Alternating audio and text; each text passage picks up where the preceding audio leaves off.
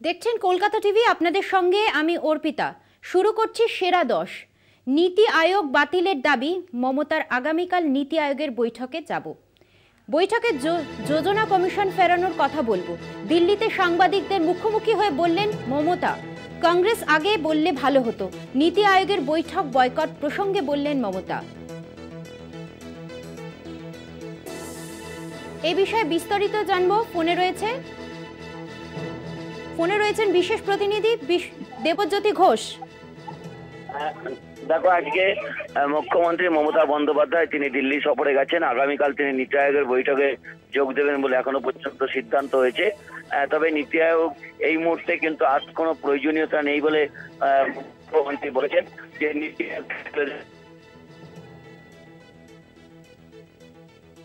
বৈঠকে যদি জানানো হতো তাহলে কিন্তু অন্য কোনো সিদ্ধান্ত নেওয়া যেত বলে আজকে মুখ্যমন্ত্রী তাৎপর্যপূর্ণ মন্তব্য করছেন। কারণ ইন্ডিয়া জোটের বাকি শরিকদের মধ্যে শুধুমাত্র হেমন্ত সোরেন ঝাড়খণ্ডের মুখ্যমন্ত্রী তিনি উপস্থিত থাকবেন এবং বাকি কোনো শরিক তারা কিন্তু এই বৈঠকে উপস্থিত থাকছে না। তারা কিন্তু নীতি আয়োগের বৈঠক বয়কট করেছেন। যেভাবে বাজেটে বৈষম্য করা হয়েছে সেই জন্যই এই বয়কট বলে ইন্ডিয়া জোটের পক্ষ থেকে জানানো হয়েছে। এবং আজকে তিনি মুখ্যমন্ত্রী মমতা বন্দ্যোপাধ্যায় যেটা জানিয়েছেন যে জোটে থেকে যদি আগে থেকে এই বিষয়টিকে আলোচনা করা যেত তাহলে কিন্তু সেই কোনো সিদ্ধান্ত নেওয়া যেত, মানে নীতি আয়োগের বৈঠক বয়কট হয়তো করতে পারতেন তৃণমূল কংগ্রেস। এবং যেহেতু তিনি মৌখিক একটা সম্মতি দিয়েছেন এবং লিখিত ভাষণ কেন্দ্র সরকারকে পাঠিয়েছেন, সেই নীতি আয়োগের বৈঠকে হয়তো তিনি আগামীকাল যোগ দেবেন। তবে ইন্ডিয়া জোটের মধ্যেও কিন্তু একটা জল্পনা সৃষ্টি হয়েছে, যেভাবে দুই শরিক তারা কিন্তু এই নীতি আয়োগের বৈঠকে যাচ্ছেন। অর্পিতা, ধন্যবাদ। আপনাদের আরো একবার জানিয়ে রাখি, দিল্লিতে সাংবাদিকদের মুখোমুখি হয়ে বললেন মমতা, নীতি আয়োগ বাতিলের দাবি মমতার, আগামীকাল নীতি আয়োগের বৈঠকে যাব।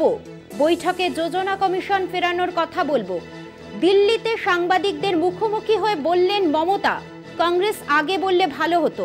নীতি আয়োগের বৈঠক বয়কট প্রসঙ্গে বললেন মমতা। ইতিমধ্যেই বৈঠক বয়কট 3 কংগ্রেস মুখ্যমন্ত্রীর।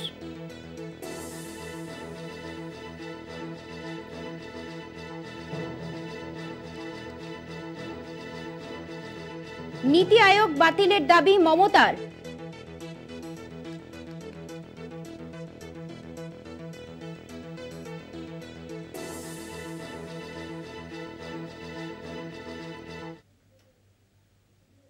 নীতি আয়োগের বৈঠকে যোগ দিতে দিল্লি রওনা মুখ্যমন্ত্রীর।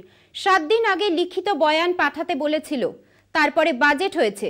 বাজেটে বাংলা সহ বিরোধী রাজ্যগুলোকে বঞ্চনা করা হয়েছে। কলকাতা বিমানবন্দরে বললেন মুখ্যমন্ত্রী। তিনি আরো বলেন, বাংলার প্রতি বিমাতৃসুলভ আচরণ করা হয়েছে।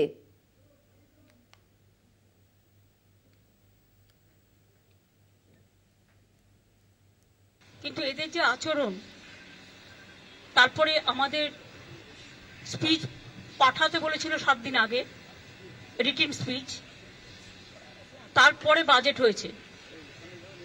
বাজেটেও যেভাবে বাংলা সহ অপোজিশন স্টেটগুলোকে টোটাল বঞ্চনা করা হয়েছে, বিমাতৃসুলভ আচরণ করা হয়েছে, তার জন্য আমরা এই ডিসক্রিমিনেশনটা, এই পলিটিক্যাল বায়াসনেসটা মেনে নিতে পারছি না।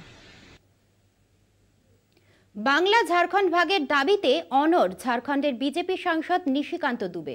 কিষানগঞ্জ, কাটিহার, আরারিয়া, মালদহ, মুর্শিদাবাদ এই 5 জেলার পরিস্থিতি খারাপ হচ্ছে। 5 জেলাকে নিয়ে কেন্দ্রশাসিত অঞ্চল করা হোক, না হলে হিন্দুরা পালাতে বাধ্য হবে, আদিবাসীরা বিলুপ্ত হয়ে যাবে। ফের একই দাবি ঝাড়খণ্ডের বিজেপি সাংসদের। সমালোচনায় বিরোধীরা। जो झारखंड है, झारखंड सरकार तो खैर कुछ कर ही नहीं रही है, लेकिन इसके अलावा जो वेस्ट बंगाल की गवर्नमेंट है, वेस्ट बंगाल की गवर्नमेंट अब झारखंड में लोगों को जो है विस्थापित करने का एक बड़ा खेल कर रही है। तो आपके पास क्या है, पूरा किशनगंज, कटिहार, पूर्णिया, अररिया, इधर से मालदा और मुर्शिदाबाद, उसकी हालत खराब हो गई। और संथालपना के 6 जिले हैं, तो इन सबों को काट कर एक यदि यूनियन टेरिटरी यदि नहीं बनाइएगा तो हिंदू पलायित हो जाएंगे और आदिवासियों की संख्या ऐसी हो जाएगी कि फिर पता चलेगा कि विलुप्त होती कोई जनजाति है तो वो आदिवासी है।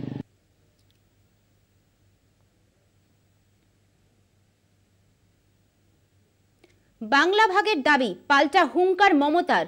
একদিকে আর্থিক অবরোধ, অন্যদিকে ভৌগোলিক অবরোধ, চক্রান্তের বিরুদ্ধে প্রতিবাদ, নিন্দা রাজ্যের মুখ্যমন্ত্রীর। দিল্লি যাওয়ার আগে বিজেপিকে তোপ মমতার।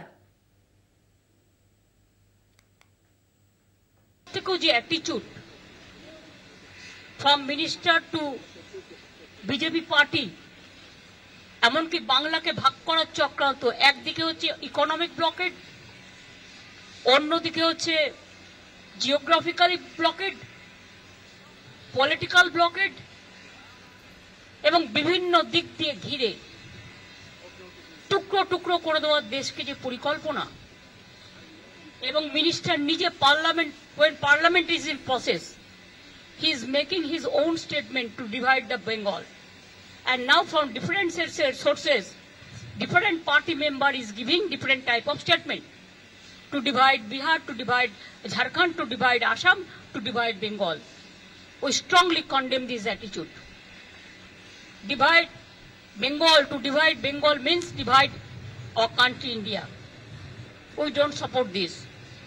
সেই জন্য আমি মনে করি এই সিচুয়েশনে টু রেকর্ড আওয়ার ভয়েস, আমি যাচ্ছি, কিছুক্ষণ থাকবো, ভয়েস রেকর্ড করতে দিলে রেকর্ড করব, না হলে প্রতিবাদ করব, করে বেরিয়ে আসব। সুতরাং চেষ্টা করব আমার স্টেটের হয়ে কথা বলা, এবং আমি যতদূর জানি হেমন্ত যাচ্ছে, ওর স্টেটের হয়ে কথা বলবে। সুতরাং আমরা on behalf of us will speak for everybody.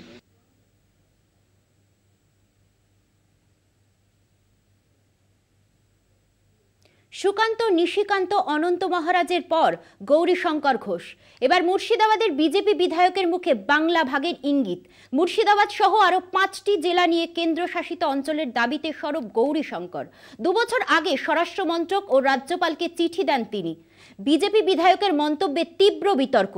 BJP নেতৃত্বকে চাঁচা ছোলা ভাষায় আক্রমণ মমতা বন্দ্যোপাধ্যায়ের। উত্তরবঙ্গকে উত্তর পূর্ব উন্নয়ন মন্ত্রকের আওতায় আনার প্রস্তাব সুকান্ত মজুমদারের, যা ঘিরে তীব্র বিতর্ক। সুকান্ত বিতর্কের মাঝেই বাংলা ভাগের দাবি তুলে বিস্ফোরক বিজেপি সাংসদ নিশিকান্ত দুবেও। 2 বিজেপি নেতার দাবি ঘিরে যখন রাজনীতিতে তীব্র শোরগোল, তখনই সেই বিতর্কের আগুনে ঘি ঢাললেন গৌরীশঙ্কর ঘোষ। এবার গৌরীশঙ্কর ঘোষের মন্তব্যে বাংলা ভাগের ইঙ্গিত। মুর্শিদাবাদ সহ আরো 5 জেলা নিয়ে কেন্দ্রশাসিত অঞ্চলের দাবি। 24-এর ভোটে পর্যদস্ত বিজেপি। উত্তরবঙ্গে ভালো ফল করলেও হারাতে হয়েছে কোচবিহার আসন। কেন হার, কার দায়? শুরু হয়েছে কাটাছেঁড়া। এরই মধ্যে বুধবার উত্তর পূর্ব উন্নয়ন প্রতিমন্ত্রী সুকান্ত মজুমদারের উত্তরবঙ্গ ফর্মুলায় তোলপাড় পড়ে যায়। যাতে নর্থ ইস্টের সাথে উত্তরবঙ্গে সিমিলারিটি কি আছে এবং তার ফলে উত্তরবঙ্গকে নর্থ ইস্টের অন্তর্ভুক্ত করা যেতে পারে, এই ধরনের প্রপোজাল আমি মাননীয় প্রধানমন্ত্রীকে দিয়েছি। সুকান্ত মজুমদারের মন্তব্য ঘিরে রাজনৈতিক উত্তাপের মধ্যেই বিজেপির অন্দরে অস্বস্তি বাড়ান নিশিকান্ত দুবেও। অন্যদিকে 2015 থেকে গ্রেটার কোচবিহার পিপলস অ্যাসোসিয়েশনের তরফেও পৃথক রাজ্যের দাবি জানিয়ে আসছেন অনন্ত মহারাজ। সরাসরি রাজ্যসভায় দাঁড়িয়ে আলাদা গ্রেটার কোচবিহারের দাবিও তোলেন বিজেপির এই সাংসদ।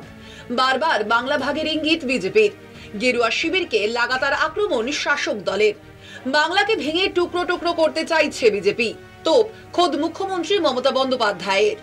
গত 2022 সালেও স্বরাষ্ট্র মন্ত্রকের কাছে বাংলাদেশি অনুপ্রবেশের বিষয়টি তুলে ধরেছিলেন গৌরীশঙ্কর। দেশের নিরাপত্তা সুরক্ষিত রাখতে মুর্শিদাবাদ, মালদা ও ঝাড়খণ্ডের কয়েকটি জেলাকে নিয়ে কেন্দ্রশাসিত অঞ্চল গঠনের দাবি তুলেছিলেন তিনি। 2022 সালে চিঠি লিখেছিলেন স্বরাষ্ট্রমন্ত্রক ও গভর্নরকেও। আগামী দিনে তার দাবিকে শিলমোহর দেবে স্বরাষ্ট্রমন্ত্রক, বিশ্বাস গৌরীশঙ্কর ঘোষের। কলকাতা টিভি। কার্গিল যুদ্ধের 25 বছর। কার্গিল ওয়ার মেমোরিয়ালে রজত জয়ন্তী পালন। যোদ্ধাদের স্মরণে স্মৃতিসৌধ পরিদর্শন প্রধানমন্ত্রীর। বীর জওয়ানদের শ্রদ্ধা নিবেদন। 370 ধারা থেকে অগ্নিবীর, শহীদ স্মরণীয় মোদির ভাষণের নিশানায় বিরোধীরা। কার্গিল যুদ্ধের 25 বছর। লাদাখের অন্তর্গত কার্গিলের দ্রাসে ওয়ার মেমোরিয়ালে কার্গিল দিবসের রজত জয়ন্তী পালন। শুক্রবার শহীদ স্মরণে স্মৃতিসৌধ পরিদর্শন করেন প্রধানমন্ত্রী। বীর জওয়ানদের শ্রদ্ধা নিবেদন করেন মোদী। বিভিন্ন রাজ্যেও শহীদ জওয়ানদের শ্রদ্ধা জ্ঞাপন।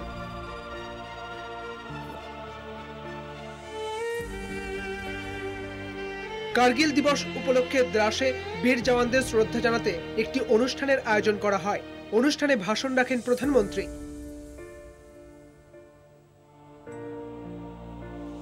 এদিন বীর জওয়ানদের শ্রদ্ধা জানাতে গিয়ে মোদির ভাষণে উঠে আসে 370 ধারা বাতিলের কথা। दिन बाद इस 5 अगस्त को आर्टिकल 370 का अंत हुए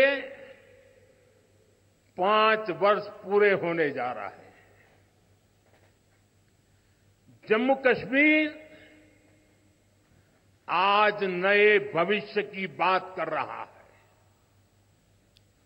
बड़े सपनों की बात कर रहा है। जम्मू कश्मीर की पहचान G20 जैसी ग्लोबल समिट की अहम बैठक करने के लिए हो रही है। কার্গিল বিজয় দিবসের মঞ্চ থেকে অগ্নিবীর প্রকল্প নিয়ে বিরোধীদেরও আক্রমণ করেন মোদি। अग्निपथ का लक्ष्य सेनाओं को युवा बनाना है। अग्निपथ का लक्ष्य सेनाओं को युद्ध के लिए निरंतर योग्य बनाए रखना है। दुर्भाग्य से राष्ट्रीय सुरक्षा से जुड़े इतने संवेदनशील विषय को कुछ लोगों ने राजनीति का विषय बना दिया है। প্রধানমন্ত্রীর ভাষণে উঠে আসে সন্ত্রাসবাদ দমনের বার্তাও। आतंकवाद के इन सरपरस्तों को कहना चाहता हूं कि उनके नापाक मंसूबे कभी कामयाब नहीं होंगे। आतंकवाद को हमारे जाबाज पूरी ताकत से कुचलेंगे। दुश्मन को मुंहतोड़ जवाब दिया जाएगा। শুক্রবার শহীদ জওয়ানদের শ্রদ্ধা মঞ্চ থেকে শ্রীনকুল লা টানেল প্রকল্পের ভিত্তিপ্রস্তর স্থাপন করেন মোদি। টানেল তৈরি হলে এটি হবে বিশ্বের দীর্ঘতম টানেল। কলকাতা টিভি।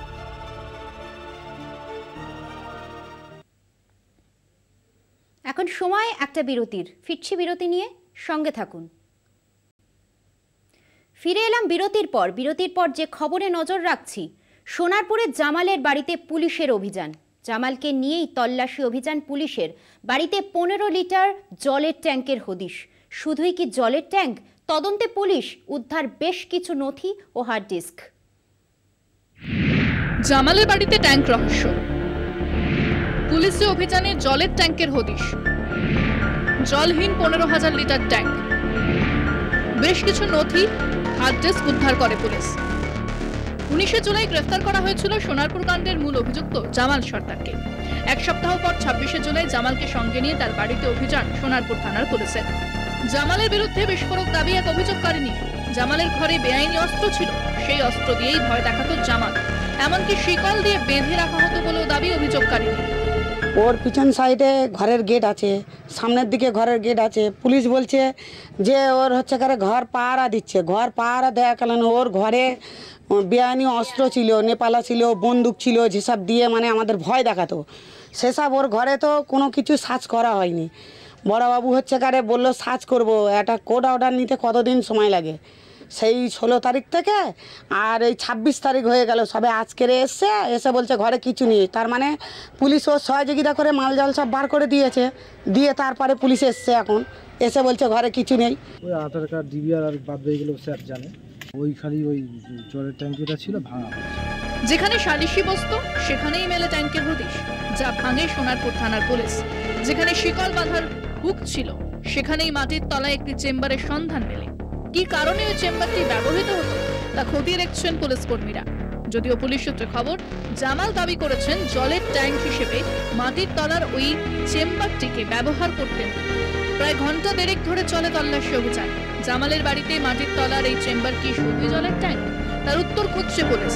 পুলিশ সূত্রে খবর, জামালের বাড়িতে তল্লাশির জন্য বারুইপুর মহকুমা আদালতে আবেদন জানিয়েছিল পুলিশ। সেই আবেদন মঞ্জুর করে আদালত। তার প্রেক্ষিতেই শুক্রবার সকালে সোনারপুরে জামালের বাড়িতে অভিযান পুলিশের। সোনারপুর থেকে সুখদেব দে ও জাহাঙ্গীর হোসেন, কলকাতা টিভি।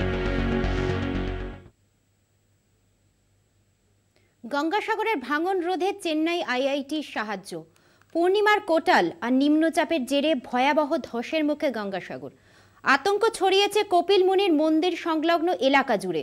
ধস ঠেকাতে চেন্নাই আইআইটির সাহায্য নেওয়ার সিদ্ধান্ত সুন্দরবন উন্নয়ন ও সেচ দপ্তরের।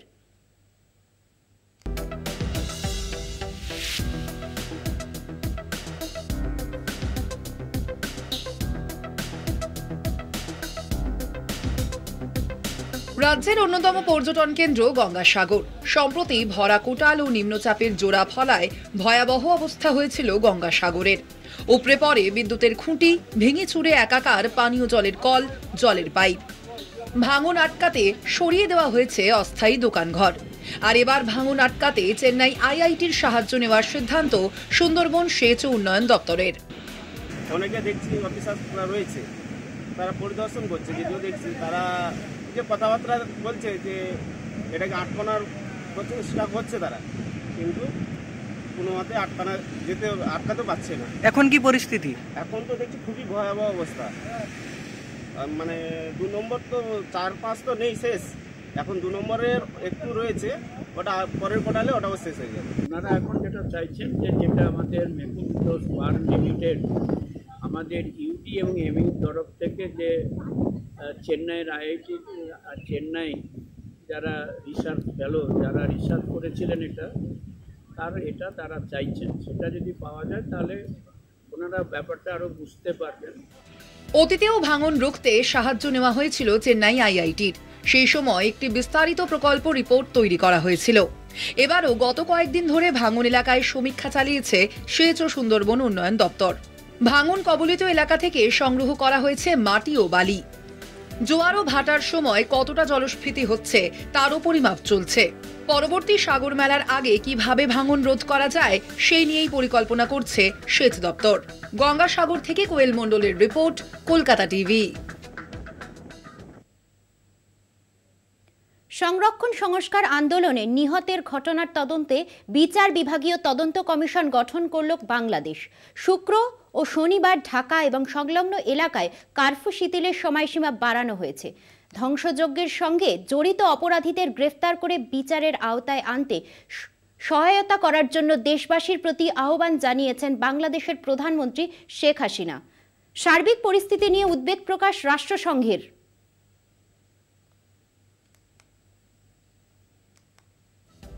ধীরে ধীরে ছন্দে ফিরতে শুরু করেছে বাংলাদেশ। শুক্র ও শনিবার ঢাকা এবং সংলগ্ন এলাকায় কারফিউ শিথিলের সময়সীমা বাড়ানো হয়েছে। বুধ ও বৃহস্পতিতে ঢাকা ও সংলগ্ন জেলাগুলিতে 7 ঘন্টার জন্য কারফিউ শিথিল ছিল।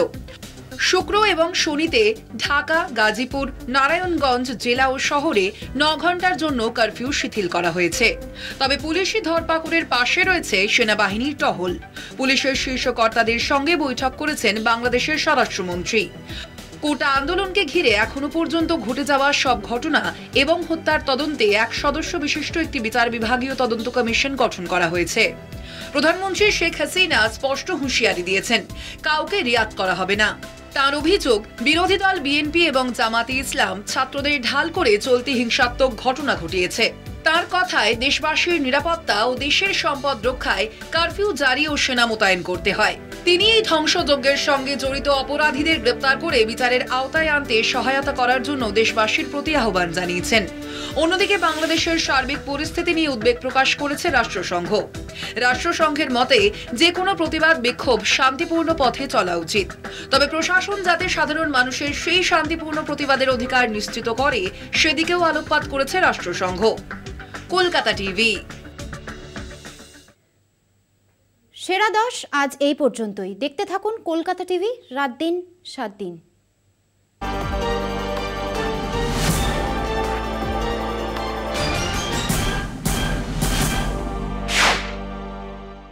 সেরা 10 পাওয়ারড বাই